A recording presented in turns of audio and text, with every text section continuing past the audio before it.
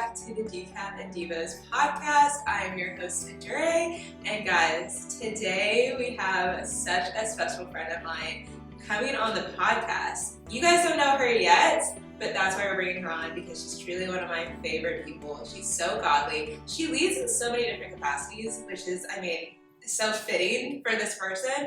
And so I'm really excited for you guys to get to know her. Truly, it's her heart for Christ that really stands out more than anything else. So I'm really excited to finally introduce you to my friend. Please introduce yourself to the world. I'm terrible with intros, so I don't know why you asked me to do this, but I'm gonna try. So hi, I'm Alyssa, and so yeah, I think at the heart, I'm just gonna say, like, to sum everything up of what I do is, like, God has called me into entrepreneurship, and really at the heart of that is just bringing people together and building community and just allowing people to be seen and have people around them and surround them. That's kind of the gist of all of it, yeah. Love that. So on a day-to-day, can you give us a little insight? First of all, maybe we should talk about how we met too, because just to like really set up the whole episode, do you remember how we met? I had that passion, no free chapel, but then I was like, I read it. Yeah, no, because, okay. Like, you remember. Well, kind of, because didn't we meet through my friend Lisa? Or we met through a friend? It wasn't Talisa, because I didn't know Talisa, I don't think. Before I think you introduced me to her. Oh. I have such a vivid memory of all three of us together, but maybe that was I know you. Not the interview. Okay, maybe we don't even know. Well, free shop. Wait, no. Worship night. Do you remember? At Free Chapel? Yeah. But I recognized, okay, you know what, you tell the story. Okay, so I had left Passion City at that point, and I was going to this new place called Free Chapel in Midtown, and they had a worship night. And I sat down, and you sat next to me, and I was just trying to, like, I don't know, make friends, talk to people, and yeah, you just happened to sit next to me, and then you said that you also went to Passion. Do you remember? And this was the night that Joelle Barnes was singing. Yes. And so I was like, oh, what are the odds? And then we just started talking. So that was like the first, before I remember another friend being in the mix, that was the first time I remember meeting you. But did you know me before? Or why do I feel like I've seen you? Because I think what happened is, like, we have mutuals. Yeah. And so I feel like I've seen you before. Maybe that's true. Maybe I could also be making this up just to No. But but you're right. Like, I think that's when we, like, actually, like, connected. And I was like, oh my gosh, you have a passion. Yes. And yes, that was my first time at Free Chapel. You're kidding. It's because I said I was there for Joelle Barnes, but hey, okay. No, I whenever you get me to Free Chapel, hey, it had to be Joelle Barnes. Thank you, Joelle Barnes, for your ministry, for letting God use you. But yeah, I've been there ever since that day. Okay. Yeah. Whoa. So that was like 2022, right? It hasn't. I felt it was 2023. I think. Oh yeah, maybe. Because I think I'm coming up on 2 years. Whoa. Yeah. Whoa. Okay. Time's flying. Crazy. Mm-hmm. Well, friends, for season 2, the whole topic, of course, is about waiting on God because God waits on us. Okay, so let's start off with, can you walk me down, before we even get into the questions, can you walk me through, like, how you even found the Lord to begin with and why you have a relationship with Him? What drew you to know the Lord to begin with? Yeah, so I think my parents were, like, the first introduction to, like, Jesus for me. Like, they were both Christians. I grew up in a Christian household. Yeah. We went to church every Sunday. We went to church every Thursday or Wednesday when it was, like, twice a week back then. When we were in Holyfield. We were out. But so, yeah, I grew up in that environment, like, faithful parents who, like, not just went to church, but they lived, like, a lifestyle that was like, so pleasing to God. And so, like, I saw it early on, but, like, honestly, it didn't really hit for me until, like, I went to a newer church I ended up going to. That was in, like, middle, like, high school. And that was the first time where I saw people that, like, were young, worshiping with their hands up. I said, y'all, we out here doing this? I thought this was an adult thing, this worshiping, like, relationship with God thing.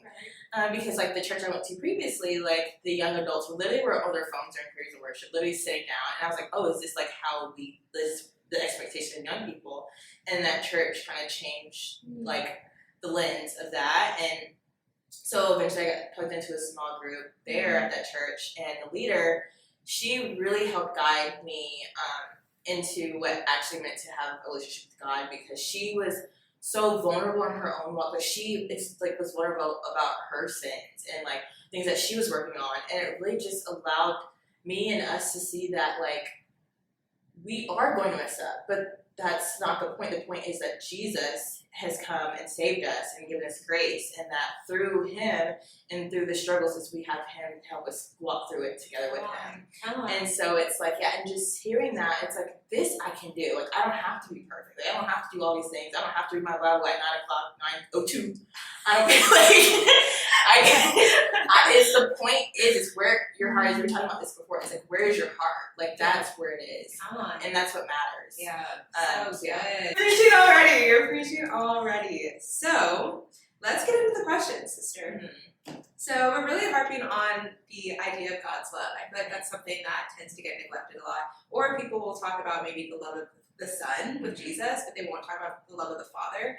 And so obviously with them both being one, can you tell me about how you, like just on this journey with getting to know the Lord for yourself, what has God been teaching you about his love and how has he been showing that to you? Ooh. All right, where do I begin? Right. I think I would probably start with so I got laid off from my job. I kind of told you about this, like last March. And we're in January now, which is absolutely crazy that I'm about to go in a month post like this time. And so when I got laid off, the day I got laid off, and they were like literally sitting in front of me, they're like, Alyssa, we have to let you go. And I was smiling. I think they were genuinely confused.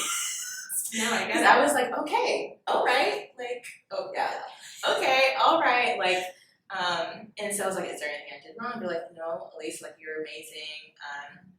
But like before that happened, like, God kind of made it clear to me that he's like, I'm your CEO, I'm your HR, I'm your manager, I'm all the things. So it's like, you will stay if I want you to stay, and you will go when I want you to go. Wow. And so when that happened, I was like, okay, God, I guess it's time to go.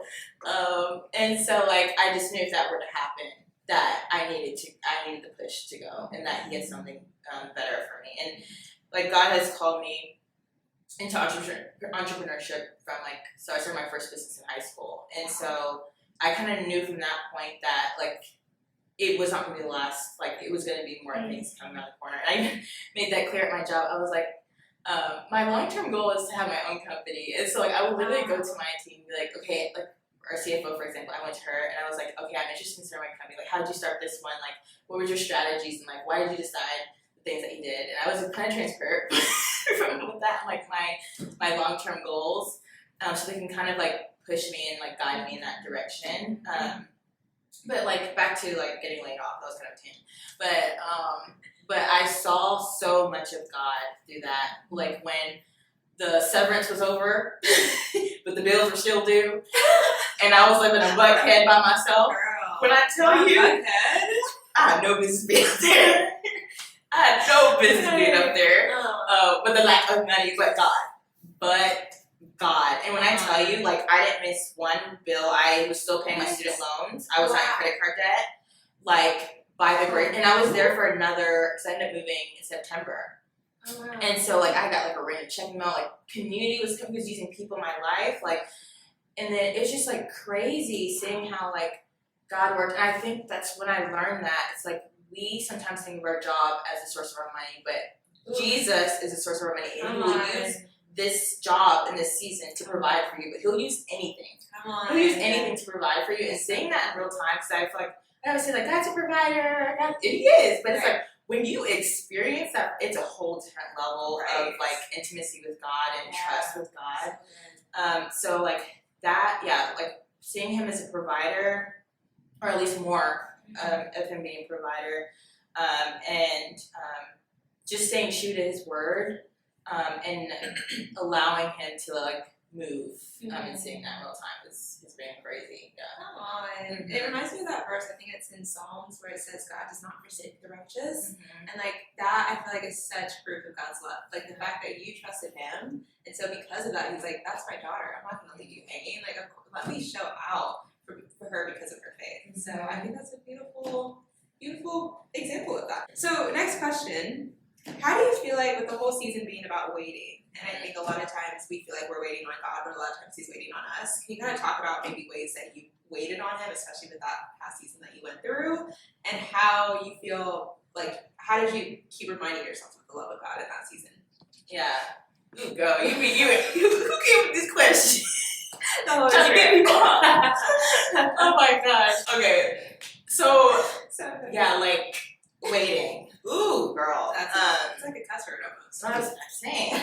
My goodness. So like yeah, I'll kind of go back into that. So when I got laid off, I was trying to get back in the job market. When I tell you, I think I ended up applying to over 350 to 400 jobs. Jeez. And I probably got 2 interviews, and they're all actually from my own network. They were from the actual job, like, interviews that I got. Wow. So after like 2 months or 3 months of that, I'm like, oh God, so you don't want me to go back into corporate. You don't, I think you might be trying to tell me something, and I'm not listening. Literally, like in small group, I don't know if you're there that day. We're in the same small group, by the way. Yeah. I don't know if you're there that day, but literally my small group, because I was telling them this, and I was also telling them that I started to feel convicted, like, as I was starting to apply for more jobs. I was like, I feel like I'm being disobedient.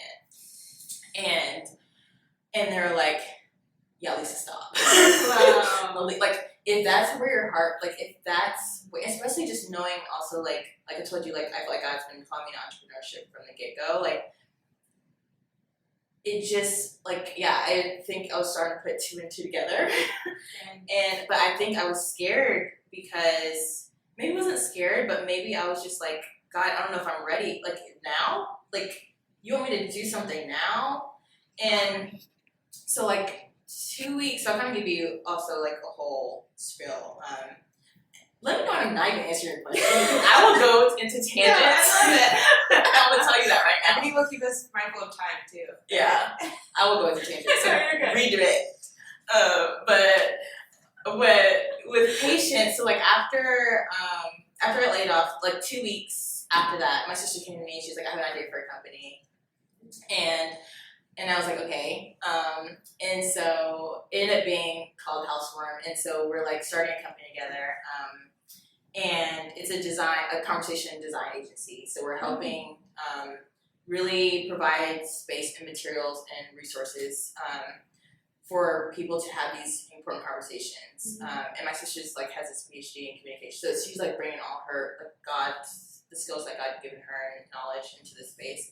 And so just seeing that flourish, and then like starting a marketing agency later on after that was the obedient part. That was the part I was like, okay, God, you want me to do this? And my friends were like, at least you're capable. But so the waiting, I think, was like once stuff started happening, it was like things were happening so quick that I ended up being a speaker with Poshmark, doing stuff for Poshmark, and things happened so quick. But I think a lot of the waiting was honestly like, I think God was waiting for me. I don't think it was more so me waiting for Him. I think it was like waiting for me to finally say yes and trust that He knew what He was doing. Maybe, I don't know what a concept. God knows. No one knows what He's supposed to be doing. Yeah. And so yeah, it was just a lot. Yeah, kind of. I think we're just waiting on me. Yeah. Can you talk about? Because I feel like a lot of times people associate waiting on God with like His silence. Like, how did you know? Like, was God telling you to do all these things while you were waiting for Him, or was it just like complete silence and you just were like, okay, I'm just gonna do something with my hands and hope that God blesses it? Like, how did you know what God was saying if maybe He wasn't saying anything at all? That's such a good question. Yeah, that's also something I learned about God and His Word. Is like that's also like faith without action, faith without works is dead. And that's something I really dialed into and got new revelation on. Is like faith without action. Like, how can you say you love a God and you say you have faith in Him, but you just sit there and expect Him to come to you and give you an answer? Okay. And faith. Yeah. And that was when I learned, like, oh God, because I love you, because I have faith in you, I'm going to move. Because I know you will bless it. I know you give me the desire. You give me the desire of your heart, not mine. So I know if you gave me this desire and it's for your people, then you're going to move and do with it what you need to. And so, like, for a period of time, I was like in that period of like, okay, God, like, tell me what to do, give me clarity, like give me the next plan, but like he orders steps, and in order for a step to be ordered, you have to take the first step for it to be ordered, right? So it's like, I was like, okay, God, I'm gonna take this step, and I asked that you ordered them, and then I took this, and then next thing, you know, everything just started coming together, and just seeing, like, even starting a business with my sister and my own, and a book club and all that stuff, like, everything's just starting to come together. The network and the connections that we've been making, just like, it's like, you know, it's you just know it's a God thing. It's like no other explanation, and that's exactly how God made it to be. That He's like, you're gonna know it's me, because He took away all the resources and the position. He's like, you're gonna know it's me, and that was something He made very apparent to me this past like almost year of like, yeah. Can you talk about, because I think in order to be able to wait on God, you have to have a relationship with Him to be able to know His voice and to be able to even have faith. Because I think the concept of faith is maybe so hard to grasp for people who don't believe in God, because they're like, He's not real. So like, how can you have faith in that? But obviously with having a relationship with God, I feel like that is where a lot of our faith comes from. So how did you, like, can you walk us through maybe the hard part of the waiting with, like, did you struggle at all with your walk with God? Did you struggle with trusting Him? Like, how did you get back up to have the faith of like, okay, I'm gonna walk in faith and take that first step, like you said? Yeah, I think it first started with getting in the mindset of like, I think what we can sometimes do is we have expectations of God, which is great, but when you get so stuck in that specific way that God's going to show up, you're missing so many different ways He's actually showing up in real time. And so like when I kind of got in that mindset of like, God, because at the end of this I was like, it's a corporate job. But when I was like, oh wait, God might not have it so small like that. He might have me do other things. And so it allowed me to like see God for more than my little brain can comprehend. Because our little brains cannot compute the greatness and magnificence of our God. And so it's like, I had to humble myself. Really, that's what it is. Like, I'd humble myself and just be like, God, you know what this needs to be. And I think starting there from a place of humbleness and just not, we say like genie, like treating God like a genie. Like, no, it's like, let Him tell you and like let Him guide you. So that's one. I think starting with that mindset of just allowing God to show up however He needs to show up. Not trying to be so forced on it being this one thing. Yeah. Two, the word. And it's like when you see all these stories, we talk about Sarah, like we talk about leprosy and God healing, raising people from the dead. Like we see all these stories, and it's like we've seen God do the craziest. Did Jesus do the craziest of things? I'm like, my little $500. And it's like, it just becomes, when you start to actually believe, it's one thing to read His word, but when you actually start to believe and look at God's character, and that's something like, I started rereading the Bible looking for God's character and not trying to find myself in the word, because that's when it starts becoming more real. I'm like, okay, God, you are such a loving God. You allowed Miss Sarah to wait, but however, you gave her what she needed exactly when she needed it. Like, you gave, you've done it. Like, you can do it. And I think, like, when I got more in my word, because I think we can tend to run away from it. Like, we can be like, God, I don't hear you, but it's like, He wrote us a whole love letter. Hello. And this thing, like, He said, I love you, I love you, I love you, I love you because of this, I did this. And it's like, He's talking to you. His words are here. And it's like, when we don't, like, we always try to wait for God's voice, which is great, but it's like He also gave us some resources and tools so that we can look back and we don't hear Him, that we like, but you still did these things, and you are going to do these things. And so, like, that was kind of what helped build my faith. I'm like, and He talks about remember, like what I did, remember. And I think God knew, He's like, you're going to be in these circumstances where you might not know I'm here, but you might not feel like it. And so the word was such a big thing for me in building my faith. Come on, you are preaching, girl. Okay, so you mentioned Sarah, and I actually think she's a perfect example of waiting, because I think I'll speak for myself. Yeah. For me, I think when I'm waiting on God for things, it's hard to feel like I want to make the right decision and I want to please him and honor him in everything I do. So I don't want to do something that's going to be outside of his will. And I remember a friend telling me, like, if you are diligently following the Lord, like, everything is in his will. Like, there's nothing that you can do, there's no opportunity that you can take that's outside of his hand. And I think with Sarah, what's so funny is, like, even when she got impatient in the wait, God still blessed, like, even the Ishmael with the son that, like, she told Hagar to have with Abraham. Like, even when Abraham was like, don't forsake Ishmael, the Lord still said, like, I'll make him into a great nation. Like, even Ishmael wasn't even supposed to be in the story. And, like, God's love and faithfulness of even her disobedience in the way was like, I'll still take care of him. And so even with Hagar, like, hello, the way that she ran away from, like, the suffering that she was feeling with Sarah. Hello? It could be me. And then God still found her. And then that's where El Rey comes from, because Hagar calls him the God who sees me. And that's what El Rey means. So anyway, I think the idea of, like I think people maybe sometimes, if you're like me and you're like, man, I don't want to make the wrong choice, there is no wrong choice when you're following the Lord. And I think you're a perfect example of that as well. So sorry, let's wrap this up. Can you tell the people what is, like, one piece of advice out of everything that you've learned so far in your walk with God? Like, what's one piece of advice that you would say, like, this is the one thing I wish I knew sooner, this is the one thing I may be learning right now? Like, what's your one piece of advice that you want to give the audience? Yeah, I think if y'all don't put your swords down and let the Lord do what he needs to do in battle, because so, like, in Matthew, he's telling his disciples to go out, and he's like, you don't need the gold, you don't need the house, you will be taken care of it, and it'll be the Holy Spirit don't you worry about speaking perfectly, the Holy Spirit will be speaking through you. And I think that's a kind of reminder of, like, you have everything you need. You have Jesus Christ, and it's like, that's all you need. You are a vessel. Like, you are here for him so he get the glory. And when you kind of allow that to be the truth for yourself, it just becomes so much easier, and the burden is so much lighter. Like, let the yoke be easy, y'all. Come on. Let it be easy. Let it be light. Like, take the burden off. Like, he says that. Yeah. And so, like, yeah, especially with all the things I'm doing, people ask me that all the time. They're like, Lisa, like, how do you do these things? I'm like, the